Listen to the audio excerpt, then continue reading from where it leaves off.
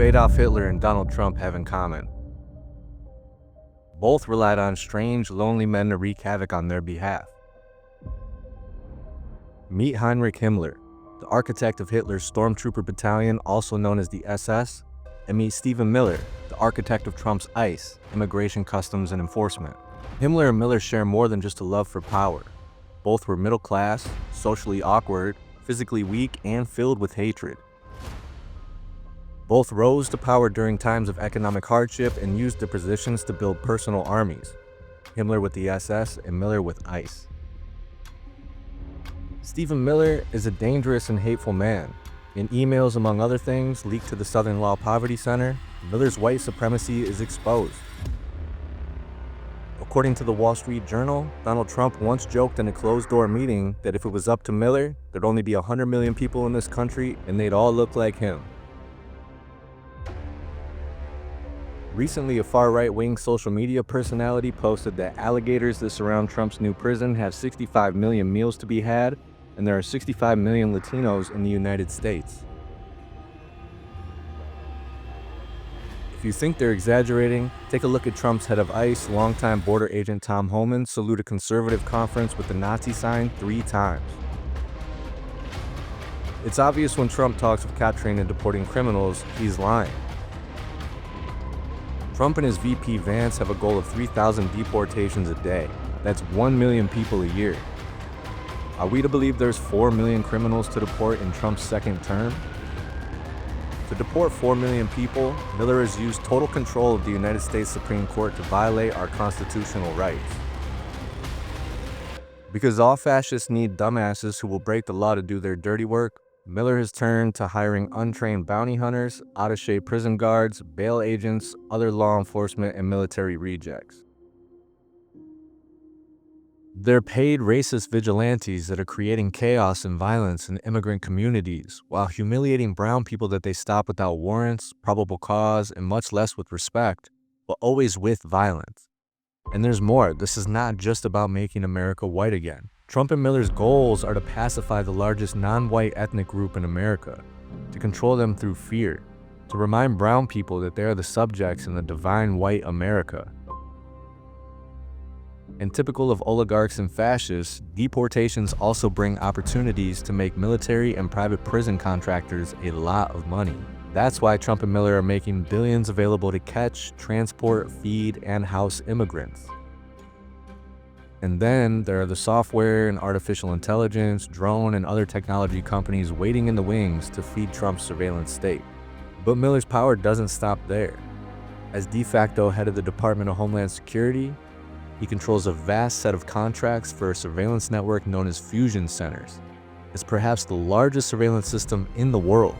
Fusion centers connect nearly every city, county, school district, and utility service, sharing data like camera footage, license plates, and personal information.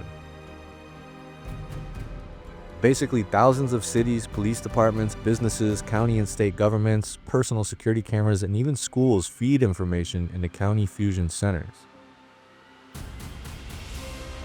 The counties then help distribute software to analyze and record everything from license plates to body cameras and even facial recognition. States help pull those regional fusion centers together, and the Department of Homeland Security has access to it all.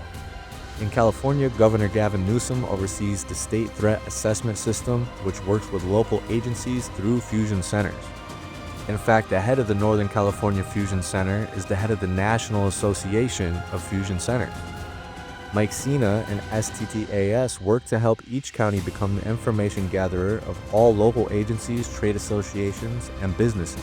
The LA-based Joint Regional Intelligence Center, or JRIC, seems to be closely connected to the Long Beach Police Department and several surveillance and data contractors. The JRIC is one of the largest data providers to DHS in the form of footage from police body cameras and patrol car license plate readers because no detail is too small. Now this data is in the hands of a racist immigrant hater. Recent reports reveal that fusion centers hold over 5 billion pieces of information accessible to over 9,000 ICE agents. Despite sanctuary laws, local law enforcement are handing over data to Trump's administration, enabling Miller's racist agenda. What are the safeguards so that they're not accessing this data, even when under a sanctuary city? ICE and DHS have facilitated and in many cases funded no-bid contracts with a growing network of war industry and spying software companies that use artificial intelligence to violate our human and constitutional rights while rapidly expanding surveillance of everyday and normal activities. At the very least, our elected officials should be consulting with all of us regarding license plate reading cameras, sharing of police body cameras, and access to home and commercial security footage. There's also a long chain of private corporations that are making huge profits providing apprehension, incarceration, transportation, and logistics. But here's the crazy part. If they already know who we are and where we are, then why the clumsy, over-militarized hunting of immigrants? It's a ceremony. They want to scare us into capitulating. They want the nonprofits that have turned into bureaucracies to fear losing their funding and jobs. They want the immigrant and labor rights leadership to fear losing their status and career. And most of all, they want the masses of working people to feel a need to comply with anything the state says. This time it's Trump, but next time it could be any number of them. It's time to demand safeguards. Ask your local officials, why are you sharing this kind of information with Stephen Miller, today's Heinrich Himmler? This isn't just about immigration, it's about protecting our communities from a surveillance state that targets the most vulnerable. The question is simple. Why are our local governments giving so much information to Stephen Miller?